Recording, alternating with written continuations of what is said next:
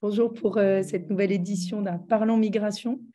Aujourd'hui, nous allons parler des langues et nous allons parler de ce que font les langues aux situations migratoires et de ce que fait la migration aux langues avec Alexandra Galitzine-Lumpe et avec Pauline Doyen. Je vous présente. Alexandra Galitzine-Lumpe est anthropologue, elle est chercheure au CESMA, elle enseigne à l'INALCO, elle est également fellow de l'Institut Convergence Migration. Elle est spécialiste des questions migratoires et des questions de culture matérielle. Elle vient de co-coordonner le projet ANR Liminal sur les langues dans la migration et elle vient de co-diriger une publication, la publication dont on va vous parler, qui est le livre qui s'appelle Lingua non grata, langue, violence et résistance dans les espaces de la migration. Je vais présenter maintenant Pauline Doyen. Donc, Pauline Doyen est sociologue, on va dire plutôt, doctorante en sociologie au CESMA et à l'INALCO. Elle est fellow de l'Institut Convergence Migration. Elle est cofondatrice de l'association Watisat, dont on va vous parler, pour l'accès à l'information des personnes exilées. Son travail de thèse porte sur les campements parisiens en particulier et les dispositifs de prise en charge des personnes exilées en Île-de-France. Et elle a participé au projet de l'ANR Liminal et elle a écrit un article dans l'ouvrage dont on va vous parler. Alors, la séance Parlons Migration aujourd'hui est une séance enregistrée. On va entendre nos intervenantes pendant une quarantaine de minutes et ensuite prendre les questions du public. Si vous en avez, merci de passer par le chat, on lira vos questions. Voilà. On va donc partir là pour une présentation à la fois des enjeux autour de la migration et des langues qui sont dans cet ouvrage, et puis on ira un petit peu plus loin sur les terrains des deux intervenantes. Alors, je passe tout de suite la parole à Alexandra, qui peut peut-être nous montrer et nous expliquer finalement les enjeux qui ont été posés dans ce livre autour des langues, du langage, des discours et de la migration. Merci Marie-Caroline. Bonjour à tout le monde qui est connecté. Alors, je voudrais signaler un petit souci avec le PowerPoint que j'ai mis beaucoup de temps et de soins à préparer et qui n'arrive pas à s'ouvrir malgré tous nos efforts depuis 30 minutes. Donc, ça sera sans PowerPoint en espérant que j'arrive à un moment ou à un autre à le présenter. Lingua non grata, langue, violence et résistance dans les espaces de la migration est l'ouvrage collectif de synthèse de l'ANR Liminal. Donc, Liminal, programme de recherche financé par l'Agence nationale de la recherche française, porté par plusieurs laboratoires de l'INALCO. S'est déroulé de 2017 à 2021 dans différents lieux et campements autour de la question des langues, des interactions, des médiations, de ce qui se passe dans les temporalités de l'urgence dans les langues, par les langues, dans les bricolages de langues et ce que ça dit des situations de migration. J'aurais aimé vous présenter sur une diapositive le fait que cet ouvrage s'inscrit après 3 autres que le programme a publié, un numéro du Journal des anthropologues sur les subjectivités face à l'exil, un numéro de plein droit, le journal du GISTI, qui s'appelle Traduire l'exil, un ouvrage coordonné par Marie-Caroline Saglio-Yadzimerski sur violence et récit. Et enfin, cet ouvrage, donc Lingua non grata, qui est apparu aux presses de l'INALCO en septembre 2022. C'est aussi un ouvrage dont il est difficile de parler sans mentionner son pendant, qui est la base de données migralet.org, qui est une base de données donc, qui regroupe, je vais vous le dire tout de suite, 2194 mots, 223 documents et près de 600 mots documentés en 5 langues arabes, au pluriel, avec le soudanais, arabe soudanais, arabe syrien, arabe marocain notamment, le persan, sous les formes dari et farsi, le pashto, l'ourdou, le tigrinya, plus un lexique migre, qui sont les termes spécifiques des campements, des centres d'hébergement d'urgence, et un lexique lingua grata pour décrire les mots qui passent d'une langue à l'autre et qui vont circuler d'une langue à l'autre.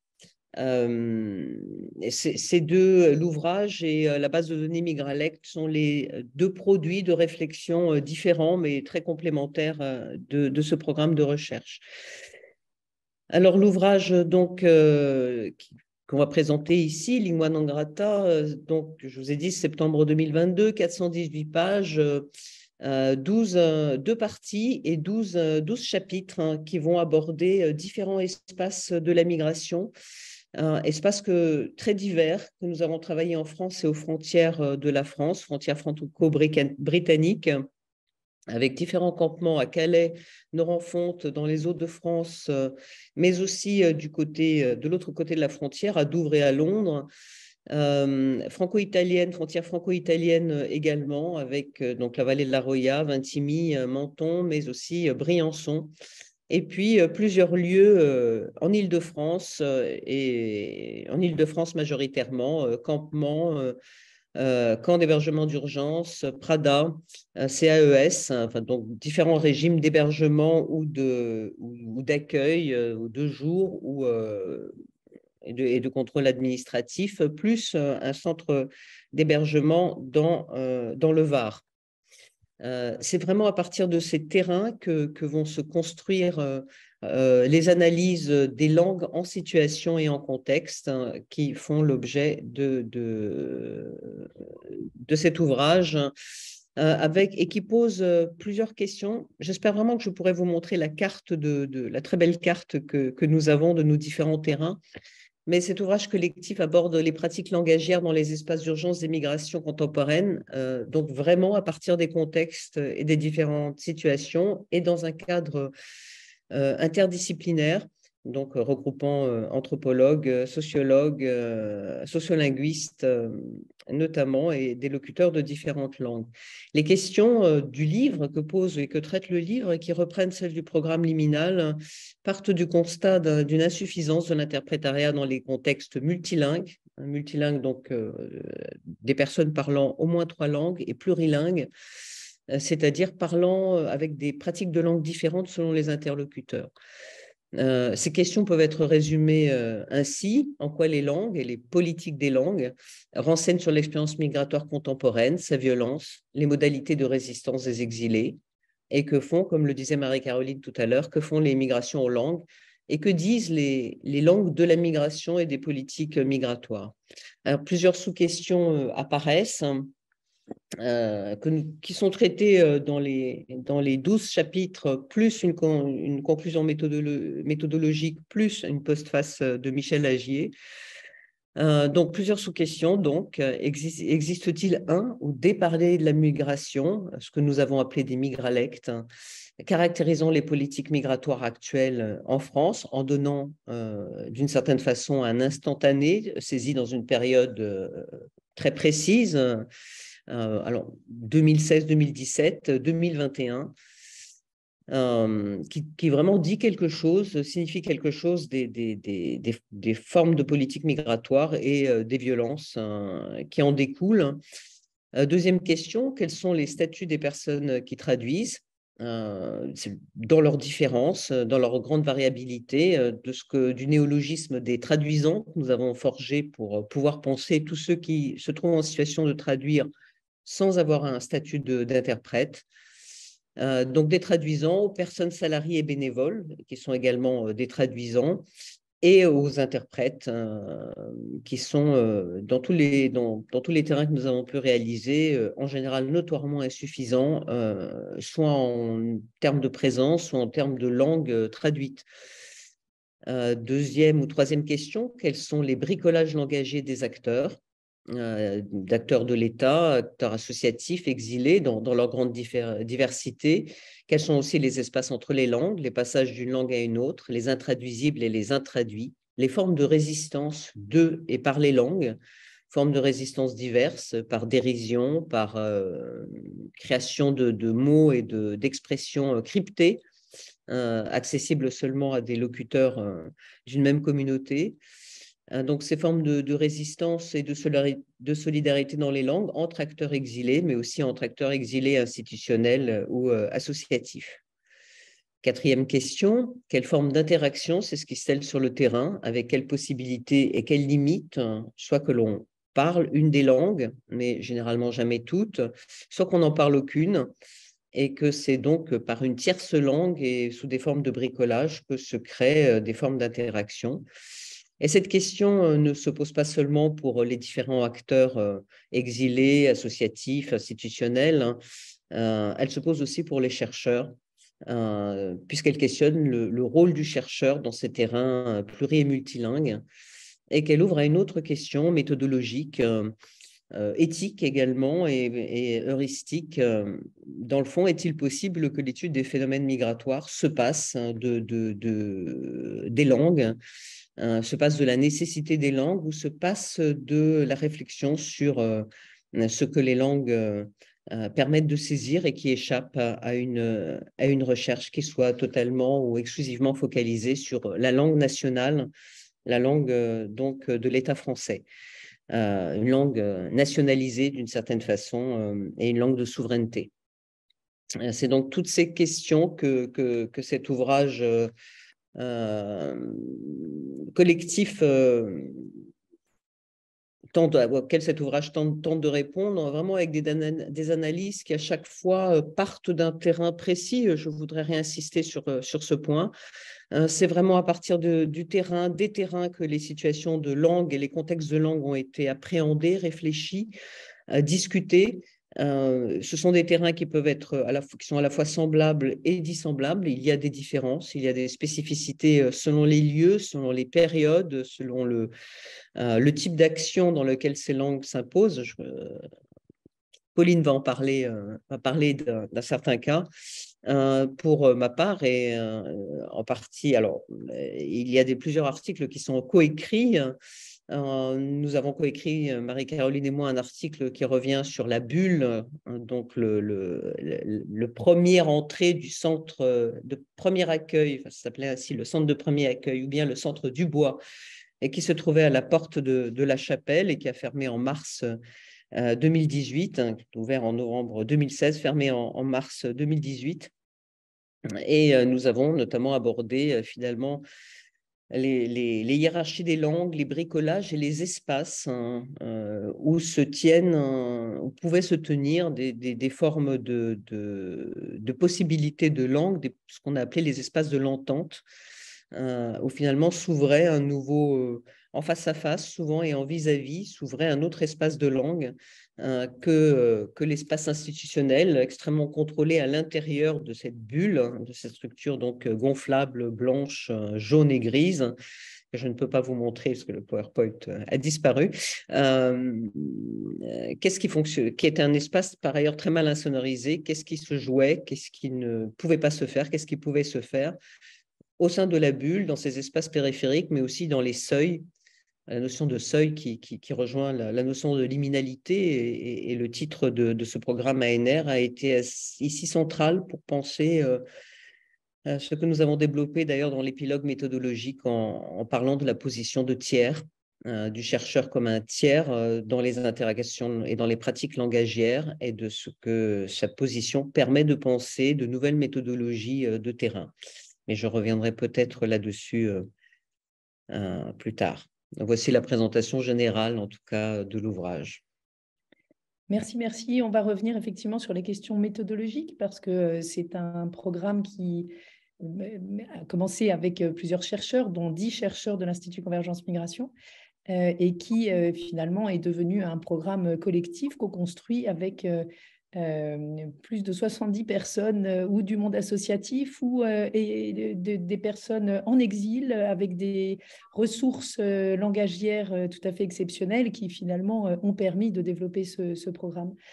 Donc, on va revenir sur ces questions méthodologiques peut-être dans un deuxième temps. Est-ce que, Pauline, tu pourrais nous présenter un petit peu la manière dont s'est posée pour toi cette question des langues, sachant que tu avais une pratique forte du terrain à l'époque, lorsqu'a commencé ce programme, et en particulier des maraudes. Bonjour à tous, merci beaucoup pour l'invitation. Je vais vous parler en effet de cette question à partir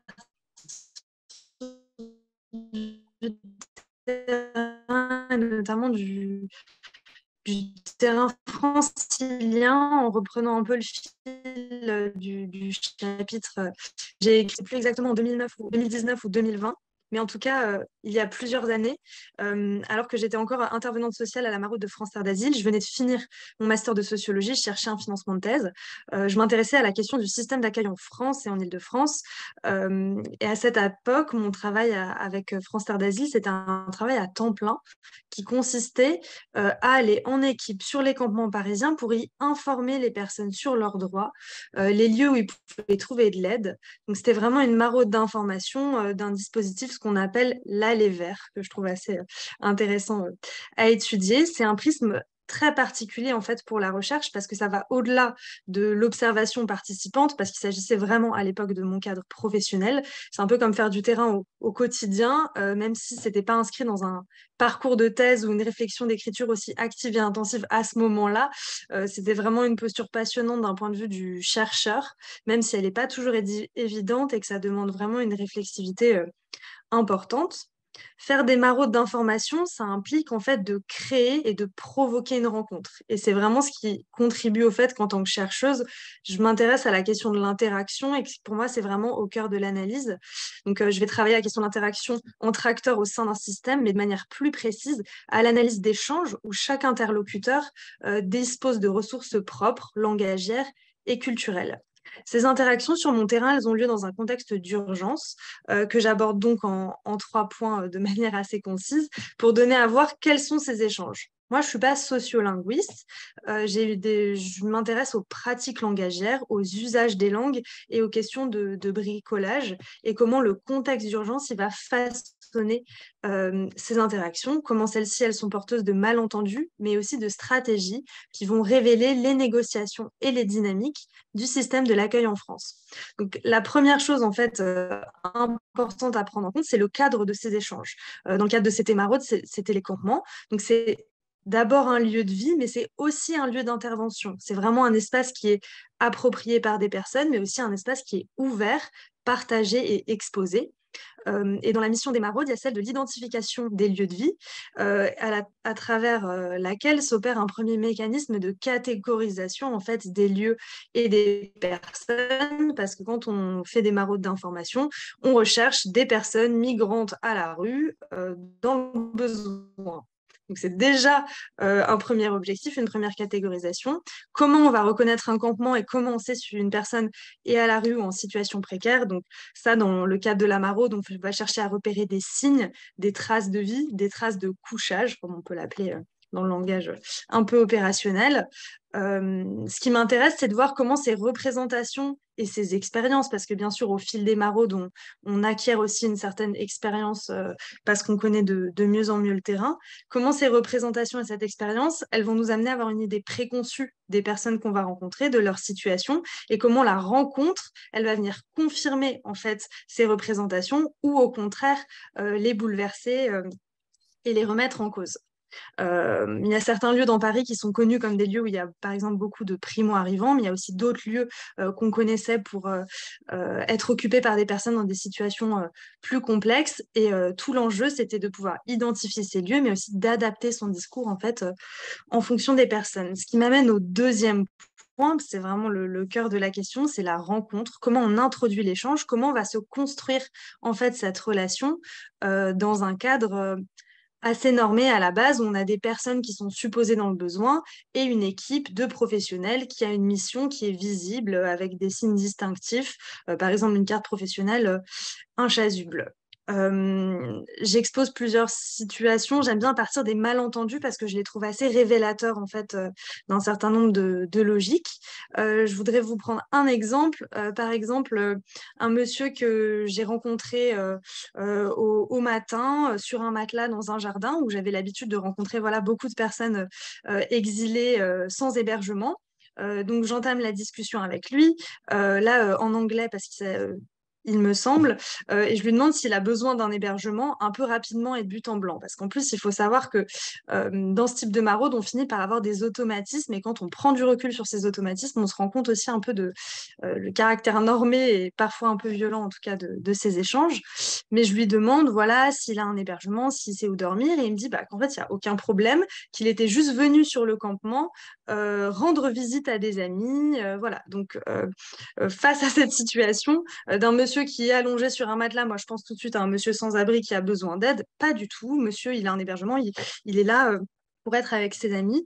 Donc ça montre vraiment en fait la nécessité d'engager la conversation, de prendre soin aussi aux mots qu'on emploie et dans la manière dont on construit l'échange avec les personnes, et que c'est le seul moyen de dépasser les apparences et de faire une première analyse de la situation. En tant que chercheur, ça nous apprend aussi que sur les campements, on ne trouve pas que des personnes qui sont sans abri, qu'il y a d'autres usages de ces lieux. En préliminaire de tous ces échanges, c'est la question de la langue qui se pose, c'est-à-dire dans quelle langue, de quelle manière on va pouvoir communiquer, comment on va pouvoir échanger.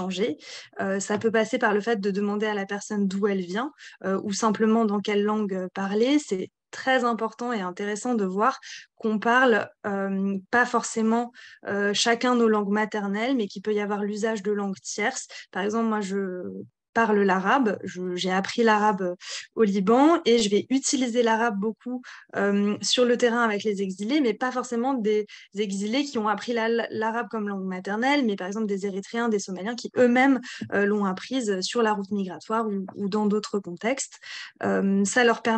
Ça permet un certain type d'échange et ça leur permet par ailleurs eux-mêmes de me situer parce qu'ils vont relever mon accent, mon usage du dialecte libanais, le fait que je connais des mots en dialecte soudanais, et donc ça va situer aussi chacun dans l'échange.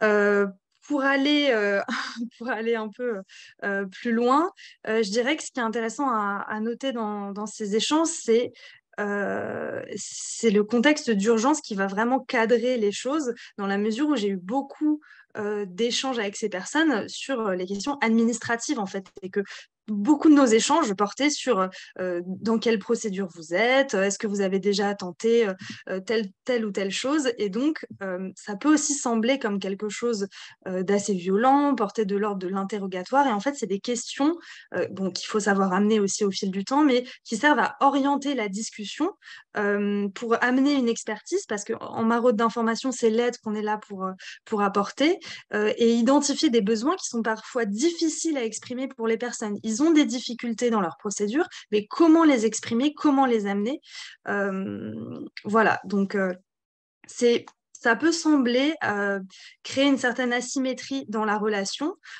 comme si on avait des maraudeurs qui venaient sur le terrain avec toute leur expérience et toute leur connaissance du droit. Mais en réalité, on n'est pas dans un bureau, dans un cadre d'un entretien formel où on aurait fixé un rendez-vous à une personne pour un sujet précis. On est dans la rue, on est en train d'essayer de chercher à identifier les besoins d'une personne et à leur venir en aide. Les personnes, elles sont aussi maîtres du cadre dans ce cadre-là, encore plus que dans un bureau, dans la mesure où on se positionne différemment dans l'espace, on n'est pas forcément seul dans la conversation. Si la personne ne souhaite pas échanger avec nous, elle peut tout simplement s'en aller, ne pas répondre aux questions. On peut aussi faire appel, ça laisse une plus grande marge de manœuvre à faire appel à d'autres personnes, soit qui vont être présentes dans l'échange, qui vont pouvoir intervenir, qui vont pouvoir aider dans la traduction. Et plus que tout, il y a toujours cette liberté des personnes de ce qu'elles vont dire. C'est pas parce qu'on est dans une interaction qui semble très normée, portée sur la procédure et qui pourrait ressembler à un entretien limite comme à la préfecture, très très précise sur les questions administratives. Les personnes, elles sont libres de travestir ou de ne pas tout dire, de dire ce qu'elles souhaitent dire. Parfois, elles vont présenter d'autres situations. Quand on les interroge sur leur situation, elles vont en présenter une autre qui n'est pas forcément leur véritable situation, mais pour tenter des scénarios, de dire que par exemple, c'est une personne qui souhaite aller à Calais, mais elle va me dire qu'elle veut rester en France parce qu'elle veut essayer de voir ce que je vais lui proposer comme alternative pour comparer mon discours à celle d'autres personnes. Et ce qui m'amène à mon dernier point, ce qui est très intéressant en fait à analyser dans ces échanges, c'est la question du jeu. Chacun joue un jeu, chacun a une place, et comment est négociée en fait cette interaction et comment se mettent en place ces règles du jeu. On a d'un côté, enfin c'est ce qui est intéressant à analyser en tant que chercheur, on a d'un côté le professionnel, le maraudeur qui va connaître le cadre des dispositifs et en tout cas d'une certaine manière l'information officielle, et dans une autre mesure, on va avoir les exilés qui vont avoir leur propre savoir accumulé, qui vont avoir leur expérience en fait de ces dispositifs et qui vont soit transmettre ou soit venir confronter en fait au discours. On peut, je ne sais pas si j'ai le temps pour un dernier exemple. Bien sûr. J'avais beaucoup la conversation sur les campements au moment des évacuations, de dire aux personnes, vous allez, les bus vont venir, on pourra en reparler tout à l'heure, les bus vont venir, vous proposer un centre d'hébergement, et les personnes qui me disaient, je veux Cergy. Alors, je vous dis comme ça, je veux Cergy, c'est pas forcément très clair pour vous ce que ça veut dire. Pour moi, ça l'était tout à fait à l'époque, parce que ça veut dire qu'ils souhaitent aller dans un centre d'hébergement particulier, parce qu'ils ont acquis la connaissance par la circulation de l'information, notamment via des contacts avec d'autres personnes qui y sont passées, que ce centre avec des règles particulièrement souples et permettait en fait de ne pas forcément être mis à la rue, de rester un peu plus longtemps. Et en fait, ça va révéler des différences de pratiques sur le territoire, et ça va montrer vraiment qu'il n'y a pas que les règles formelles et qu'il y a tout ce qui se joue dans l'informel et dans les règles du jeu. Ça nous montre le pouvoir discrétionnaire, parfois, dans ce cas-là, assez officieux, en fait, des centres d'hébergement qui vont essayer de faire au mieux la connaissance que les exilés peuvent avoir de ces dispositifs. Et un autre enjeu, c'est l'évolution de ces pratiques, en fait. Voilà. En tout cas, je pense que c'est ce que je peux dire pour l'instant. On pourra revenir par la suite sur d'autres points. Tout à fait. Alors, effectivement, là, c'est le cadre très particulier des maraudes. Dans le livre, il y a d'autres cadres d'études. Donc, Alexandra a parlé du centre de premier accueil de la Chapelle et de la particularité de ce premier sas d'accueil, qui est la bulle, où vont avoir lieu des interactions langagières qui seront un petit peu différentes de ce qui se passe dans le lieu où les personnes peuvent dormir, qui est derrière cette bulle. Par ailleurs, dans le livre également, il y a des lieux d'hébergement, des centres d'accueil qui sont étudiés, ou des campements, comme par exemple les campements du Calaisis, etc. Alexandra, je te repasse la parole pour que tu nous parles de langue, mais sous une autre forme, et en particulier de tout l'espace langagier des graffitis et des murs très particulier, donc sur lequel tu travailles, puisque tu es une spécialiste de ces questions et que tu as donc repéré dans ce qu'on appelle la halle. Merci Marie-Caroline. Je voudrais d'abord un peu perturber entre ce PowerPoint disparu et la présentation que j'avais construite. Je voudrais d'abord rappeler que tout le livre est disponible en open access sur le portail Open Edition, ce qui fait partie vraiment de notre souhait dès le départ de partager le savoir acquis et co-construit, puisqu'il s'agit vraiment de co-construction. Pauline vient de mentionner qu'elle parle l'arabe. Je ne parle en ce qui me concerne aucune langue majeure de la migration. Je parle le russe. Ça m'a servi dans certains cas, mais de façon extrêmement marginale. Et donc, nous avons forcément, et de fait, travaillé avec de nombreux collaborateurs, tu le rappelais Marie-Caroline, non seulement dans une langue, mais aussi dans les mots, pour essayer d'aborder les signifiants et la façon dont les signifiés pouvaient circuler d'une langue à l'autre, en travaillant en groupe, dans des séances collectives où certains mots, notamment entre l'arabe et l'arabo-persan, en fait, et le persan, qui ont un fond commun, enfin, où il y a beaucoup de circulation, y compris dans le système d'écriture, quelles pouvaient être les passages ou les malentendus dans des mots, malentendus également entre l'administration et l'essence que peut prendre un mot comme taskira, par exemple, qui veut dire des choses différentes en arabe ou en persan, de l'acte de naissance au ticket de voyage, et qui est pourtant aussi très utilisé par notamment la formation de jugement de la CNDA, dans un sens qui est celui d'acte de naissance, alors qu'il peut être compris de façon très différente par des locuteurs soudanais, par exemple.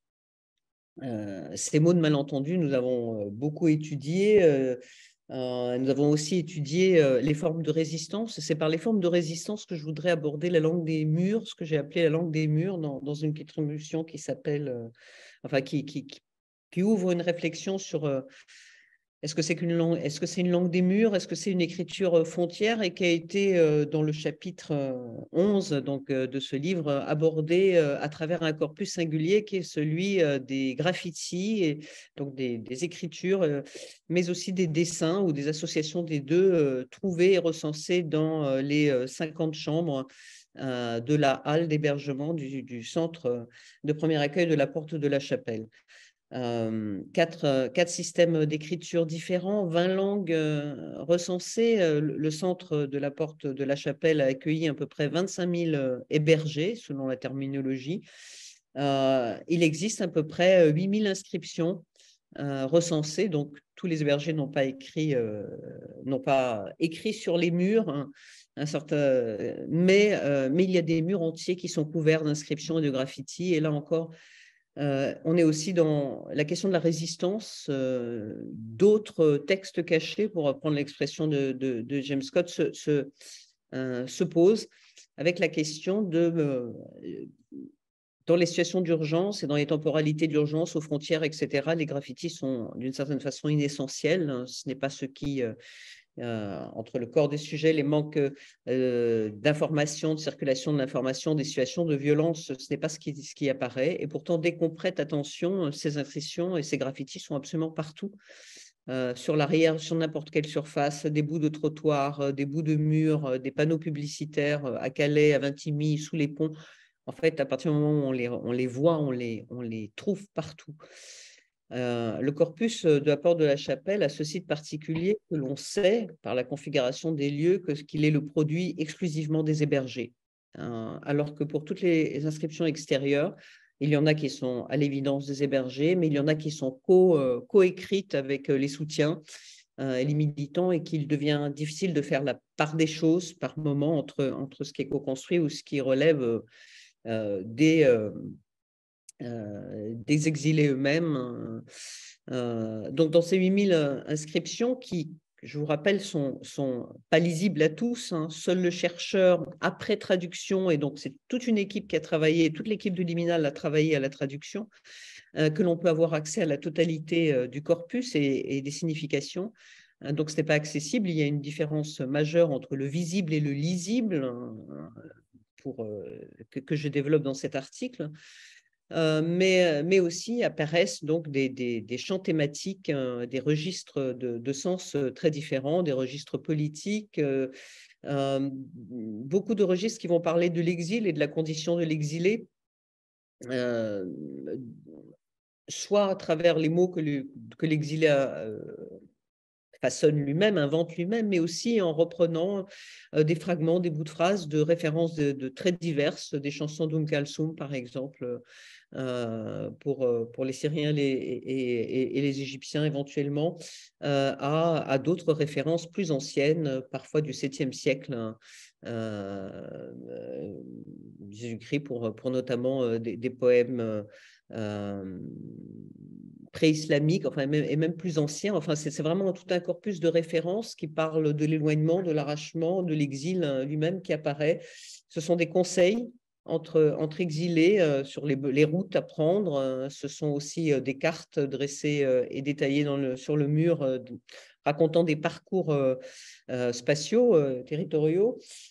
C'est aussi des écrits politiques, c'est des écrits religieux aussi pour se donner courage. C'est également beaucoup de numéros de WhatsApp, Facebook, beaucoup d'adresses de téléphone qui vont permettre d'établir des contacts pour ceux qui s'adressent à ceux qui arrivent plus tard de la même région ou de la même parfois du même village, souvent avec des surnoms. Et c'est aussi, chose qui m'a beaucoup intéressée, beaucoup de signatures, de tentatives de signature, signature qui est un acte d'authentification, à la fois d'attestation et d'authentification qui est permanent dans la procédure de l'asile et qui donc s'entraîne sur les murs avec des dispositions à l'intérieur des salles et à l'intérieur des chambres où il y avait 4 lits, mais aussi il y avait des zones plus proches de l'administration et plus éloignées, selon qu'on soit au rez-de-chaussée ou à l'étage, avec des différences de registres, de type d'inscription, selon qu'on soit près de l'administration et donc qu'il soit plus facile pour les travailleurs sociaux ou les salariés de rentrer dans les chambres ou que les chambres soient plus éloignées.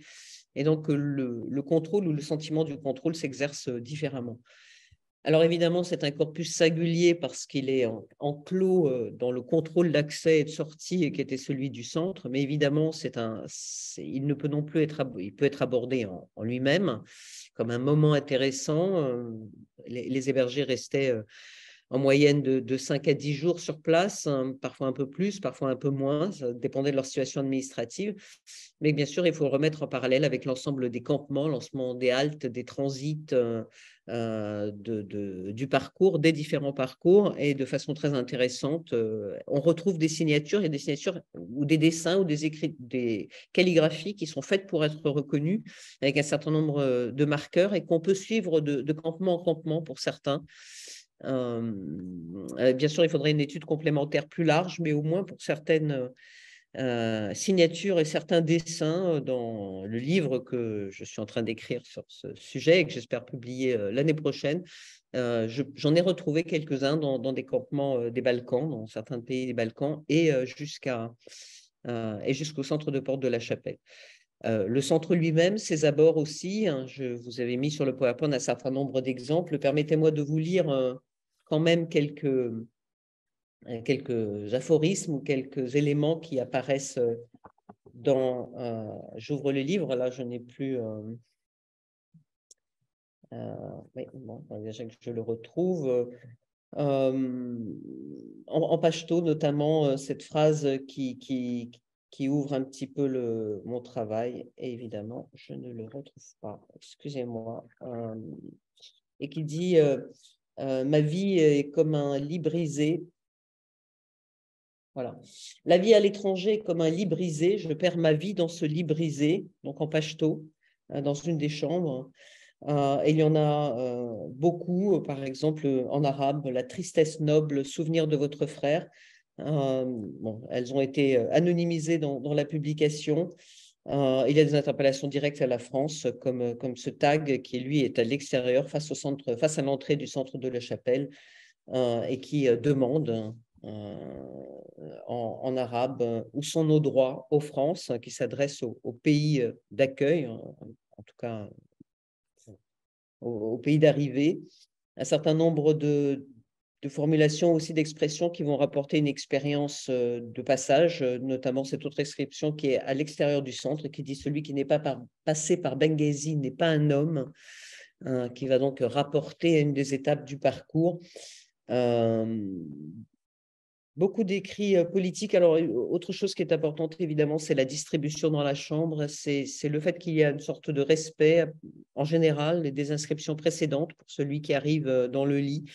C'est qu'il y a aussi une inscription qui s'étale sur tout un mur très grande et très écrite à la bombe, et des petites inscriptions pour lesquelles il faut tirer les lits et les matelas, qui sont vraiment cachées, toutes petites. Il y avait aussi des inscriptions sur les matelas. Et il y en a eu sur les draps qui n'ont pas été conservés, que plusieurs assistants socio-éducatifs, auxiliaires socio-éducatifs ont remarqué, mais qui n'ont pas été conservés, comme il y en a d'ailleurs également sur les couvertures des bateaux type SOS Méditerranée qui font du sauvetage en Méditerranée centrale notamment. Il y a des inscriptions qui sont marquées, et pour l'instant ce corpus n'est pas systématiquement sauvegardé. On savait qu'il y avait aussi beaucoup d'inscriptions sur les gilets de sauvetage avec des messages, des contacts de personnes à prévenir. Ce type d'étude a pu être fait à la frontière, ou a commencé à être fait à la frontière américaine-mexicaine. Il n'a pas été systématisé en France ou en Europe. C'est bien dommage parce que dans la question des résistances et dans la question des paratextes, des textes cachés, le fait de prendre en compte les subjectivités, mais aussi ce que sont les subjectivités fractées par ce que Foucault appelle le heurt avec le pouvoir dans la vie des hommes infâmes. Ce qu'il en reste, je ne me souviens plus de la formulation exacte, mais il dit c'est quelques mots ramassés en quelques mots qui vont donner une identité de sujet. La façon dont aussi ces inscriptions, d'une certaine façon, résistent à l'effacement, résistent à la logique administrative, me semble ouvrir en tout cas un champ de recherche tout à fait passionnant. Merci beaucoup, Alexandra. Donc après, à partir de la lecture anthropologique de ces inscriptions, on a effectivement une approche de cette expérience de l'exil et des sujets dans l'expérience de l'exil qui est tout à fait extraordinaire. Pauline, alors je reviendrai bien sur ton expérience un peu plus large de ces questions d'accès à l'information, de créativité aussi, puisque comme l'a montré donc, la proposition d'Alexandra, il faut aller chercher les mots ailleurs, là en l'occurrence inscrits sur les murs et les travailler. Et toi, tu as cherché aussi d'autres formes que celles qui étaient proposées jusqu'à présent par en particulier les administrations pour s'adresser aux exilés. Et donc, tu as été cofondatrice d'un programme qui marche extrêmement bien maintenant, qui est très, très développé et qui s'appelle What is That? Est-ce que tu pourrais nous en parler un petit peu? Oui.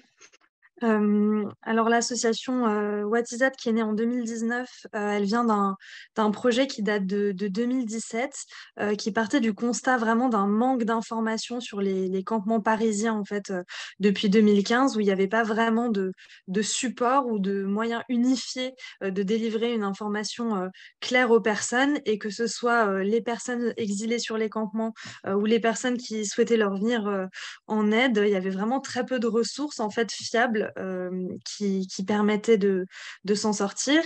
Donc à partir du terrain, il y a une équipe de plusieurs personnes, d'abord étudiants, qui ont travaillé avec les personnes directement sur les campements pour identifier quels étaient les besoins d'information en premier lieu, donc de quoi les personnes avaient besoin et qu'est-ce qu'elles souhaitaient avoir comme information. Donc sans surprise, c'était d'abord les questions juridiques et les questions d'accès aux besoins de première nécessité, les douches, l'accès à la nourriture, ce genre de choses. Et tout de suite, s'est posé la question des langues, parce que il y a quand même beaucoup d'informations qui est délivrées en français ou en anglais, ce qui n'est pas du tout accessible à la majorité des personnes exilées. Et une fois qu'on a fait les premiers tests de traduction, c'est aussi posé la question du niveau de langue et de quel type de traduction. Par exemple, en arabe, les premiers textes qui avaient été traduits, c'était de l'arabe maghrébin et qui n'est pas du tout, enfin du dialecte maghrébin qui n'est pas du tout compréhensible. Donc en fait, c'est un projet qui s'est construit autour de l'accès à l'information essentielle, notamment pour le premier accueil, mais aussi pour la suite de la procédure, et d'une traduction en fait qui soit adaptée à un contexte d'urgence et adapté en fait ces personnes-là, donc un niveau de langue simple et des mots utilisés. Je suis passée très très vite tout à l'heure, mais des mots utilisés en fait qui parlent aux personnes. Par exemple, on a créé donc ce guide d'information pour les personnes exilées qui est mis à jour tous les mois et qui est actuellement traduit en 5 langues: français, anglais, arabe, dari et pachto. Et à l'intérieur de ce guide, on va utiliser des mots qui sont utilisés sur les campements et qui sont utilisés aussi dans le contexte de la migration. On va écrire le mot préfecture en arabe préfecture en expliquant ce que c'est, mais on va l'écrire comme ça parce que les gens l'utilisent et ils font référence comme ça. Et donc ça, c'était quelque chose de vraiment très important pour nous. Après, je ne sais pas si tu veux que je développe un peu sur... Tu peux peut-être nous donner quelques exemples, effectivement. Je trouve que ça nous éclaire beaucoup. En tout cas, d'un point de vue de l'administration, Déjà, en fait, c'est beaucoup de mots qui sont liés à l'asile et aux questions des procédures qui sont difficiles à traduire en premier lieu. On se pose beaucoup de questions, en fait, avec les personnes qui nous aident à traduire. On se rend compte, et ça, je le vois aussi beaucoup sur le terrain, que les acronymes sont très vite assimilés par les personnes, en tout cas ceux qui se prononcent comme OFI, OFPRA, récépissé, qui sont vraiment des mots qu'on va écrire dans le texte, dans l'alphabet en fait, directement des personnes, sans nécessairement les traduire, parce que on a vraiment la constitution un peu d'un langage codé, et ça, c'est des choses qu'on reprend. Après, il y a une attention qui est portée au terme aussi de l'aide. Et c'est vrai que c'est pas toujours évident en fonction des contextes culturels. Et ça, c'est des cas que vous rencontrez aussi également dans le cadre du diplôme, par exemple, avec les étudiants médiateurs interprètes, mais de traduire la question de l'homosexualité, de traduire la question de sujets très précis, problèmes gynécologiques, enfin voilà, même de permanence, la notion de permanence juridique qui est très présente en français, comment on le traduit dans ces langues-là. Donc ça, c'est vraiment un travail qu'on fait avec les personnes et qu'on essaie de réactualiser en fait en fonction des retours qui nous sont faits sur le terrain et, euh, et de l'évolution des pratiques aussi également. Merci, merci. Alors, pour l'instant, je ne vois pas de questions dans le chat. Donc, avant de faire une conclusion un peu générale, j'aurais souhaité poser une question à Alexandra. Est-ce qu'il finalement existe une langue des campements? Ça a été en tout cas une des hypothèses que nous avons développées tout au long de ce programme et dont ce livre rend compte à travers plusieurs chapitres, notamment le chapitre You Speak Asile, qui a été coécrit donc, par toi, Marie-Caroline, par moi, par Amir Mogani, par Chérif Yacoubi et Aman Mohamed Saïd, donc autour de différentes langues. Ce que nous avons en tout cas observé, c'est que dans chaque lieu et avec des spécificités propres à chaque terrain et chaque situation, c'est-à-dire que la langue de Calais n'est pas nécessairement la langue de Vintimille, même s'il y a des éléments communs qui disent une condition d'exilé, le fait qu'un campement ou être dehors, se retrouver à la rue, puisse se dire Tatel Koubri sous le pont, et que ça puisse fonctionner aussi bien à Vintimille que Soto Il Ponte qu'à Calais, qu'il y a des permanences qui vont rester, comme les catégorisations aussi telles que Bambino, qui vient des camps italiens et qui montre bien la permanence de certaines catégorisations à travers les voies de passage, enfin les pays de transit. Et oui, enfin, je pense qu'il existe... Et il semble que ce qu'on a réussi à montrer, notamment à travers cette base de données, Migralect, en comparant les vocabulaires, c'est qu'il existait des parlers de la migration, des langues de l'expérience migratoire très contemporaine, très liée aux situations, et que nous avons, qui est vraiment... alors constituée, qui est une langue bricolée, qui est constituée entre plusieurs langues, mais aussi à l'intérieur de chaque langue vont se développer des lexiques particuliers, où l'on voit aussi bien des termes communs de l'exil que des termes spécifiques vraiment situés, localisés.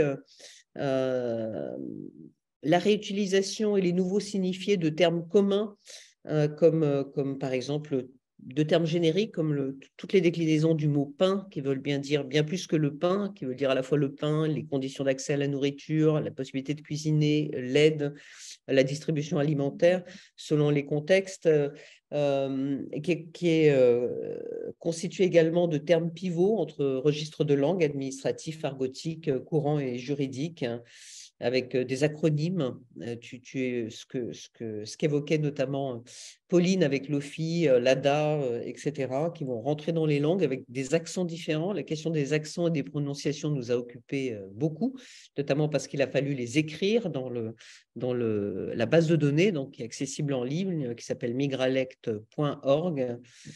Et on a mis sur le même plan tous les accents et toutes les prononciations possibles, hein, pour essayer de rendre compte à la façon dont la langue était oralisée dans les situations.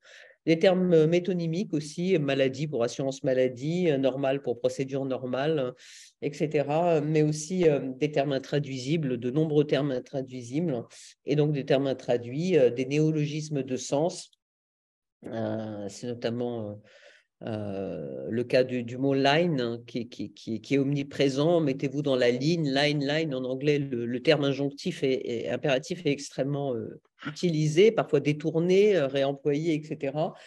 Bon, des effets de distorsion des langues.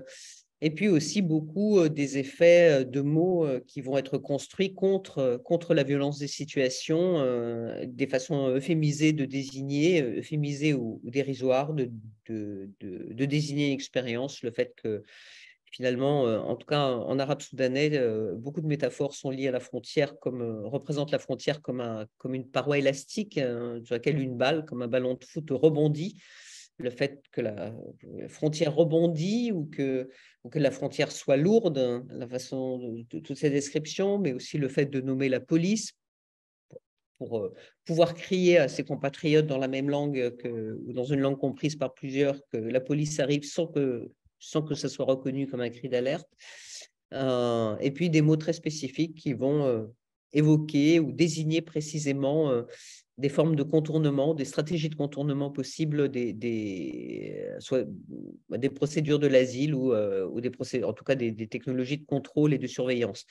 Donc, tout ça dessine, tout ce migralect ou ces migralectes, c'est par là la frontière désigne un moment particulier d'une expérience. Le fait qu'elle soit située et datée est un élément important. Je veux dire, il y a 10 ans, la langue était différente, les acronymes étaient différents puisqu'ils changent très vite. La composition des populations et le type d'expérience de passage pouvait être différentes aussi. Donc, on a vraiment une espèce d'instantané, évidemment qu'il faudrait développer, et on l'espère, dans le cadre de cette base de données et aussi dans le cadre des analyses, parce que ces changements de langue, ce sont aussi les changements des politiques des langues et surtout des politiques migratoires.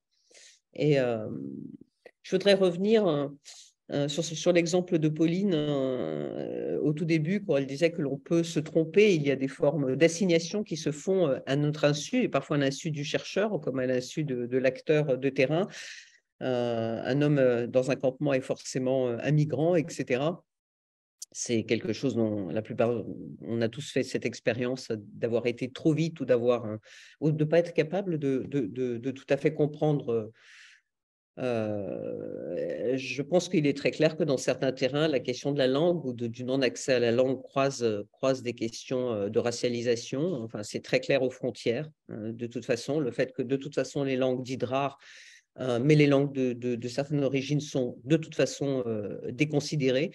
Et je pense que ce qu'on a mis en œuvre, ce qu'on a travaillé, ce qu'on a essayé de réfléchir dans l'épilogue méthodologique, c'est ces formes de subalternisation, vraiment au sens de Spivak, c'est-à-dire pas seulement le fait de ne pas pouvoir parler ou de ne pas être étendu dans sa parole, mais de ne pas avoir de place où cette langue et cette parole s'inscrit dans l'espace politique et public, hein, vraiment la subalternisation. Reprenons cette question de Can the Exile Speak, hein, cette fois-ci en la détournant un petit peu.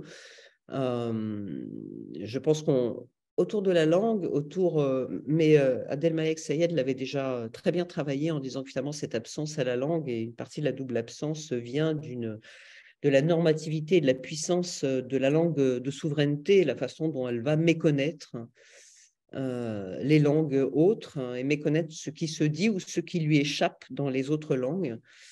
En tout cas, pour l'anthropologue que je suis, cette réflexion, on a également repris le texte de Fabian sur Times and the Others en le détournant, en posant la question sur la langue et les autres. Pour moi, anthropologue, à qui on a appris à prendre la langue des peuples ou des sociétés qu'on allait étudier à l'extérieur, la question méthodologique ou presque éthique a été centrale. Celle finalement de peut-être insuffisamment considérer ce qui nous échappe dans des interactions qui se font dans les langues, et en même temps que de penser comment il est possible de communiquer ou d'échanger autrement. Nous avons tous fait l'expérience d'échange, nous avons bricolé une tierce langue, parfois avec une ou deux médiations, ou bien nous avons parlé par geste, ou bien le langage non verbal a suppléé à la connaissance. Nous avons bricolé avec différents registres de communication. Et je pense qu'en termes de recherche et de terrain de recherche et de méthodologie de recherche, ça reste très important à penser. Merci beaucoup, Alexandra. Merci aussi, Pauline. Je crois que vous avez montré, en plus de l'intérêt, bien sûr, anthropologique, sociologique, enfin un intérêt heuristique de toutes ces données, toutes ces recherches, c'est aussi une dimension politique hein, qui est à l'œuvre et qui est extrêmement importante autour de ces questions de langue et de cette imposition de cette langue nationale, de ce déni des langues, alors que l'histoire de l'exil n'est autre qu'une histoire de langue. La première interaction avec les personnes est une interaction langagière. Les exilés sont eux-mêmes pris entre plusieurs langues et plusieurs paroles, entre la parole assez formatée qu'on va leur demander dans les procédures d'asile, entre la parole qu'ils vont présenter à leur communauté et puis peut-être une parole plus intime qui, celle-là, se dit différemment ou se donne différemment à voir. Et puis, bien sûr, cet échiquier de tous les discours victimaires, humanitaires, médiatiques, politiques, psychiatriques, etc., qui font un espèce de babel des discours en plus du babel des langues. Donc, on est vraiment là dans des questions où la langue se trouve au cœur du politique. Donc, je crois que c'est aussi ça ce que vous révélez. Pour conclure, je vais rappeler donc, les différents supports, les différents formats dont on a parlé, que vous retrouverez sur le site de l'Institut Convergence Migration. Donc, il y a le site, la plateforme hein, sur les 2500 mots, expressions travaillées dans les 5 langues majeures de la migration dont on a parlé dans ce programme, mais aussi, d'ailleurs, on n'a pas abordé ces langues européennes traversées par les migrants qui sont employés sur le terrain, par exemple l'italien dont on a parlé, également une autre forme, le créole et certains créoles dont on a parlé. Donc migralect.org, vous pouvez avoir accès à cette plateforme des langues dans la migration et des parlers aux frontières. Il y a donc le livre, l'ouvrage que vous retrouvez in extenso, Lingua non grata, sur Open Edition. Il y a le site de What is That, tout à fait exceptionnel, sachant, si j'ai bien compris, Pauline, que vous développez l'accès numérique, et là aussi la question numérique et la question du numérique pour des personnes en exil et en transit, c'est tout à fait spécifique, donc une recherche à part entière quelque part à poser. Et puis, j'espère bientôt un futur numéro de De facto, pourquoi pas, sur ces questions. Voilà, je vous remercie beaucoup. Je vous dis à très bientôt. Peut-être, Alexandra, pourra-t-on mettre le PowerPoint que tu n'as pas pu présenter également sur le site de l'ICM, parce que dans une conversation comme celle-là, c'est vrai que l'image dit beaucoup, le lisible, comme tu as dit, est très, très, très important. Voilà, donc je remercie tout le monde. Je n'ai pas vu de questions, donc on a poursuivi comme ça, mais merci infiniment à ceux qui nous ont accompagnés, qui ont accompagné ce Parlons Migration, et on vous donne rendez-vous pour un prochain numéro. Merci beaucoup.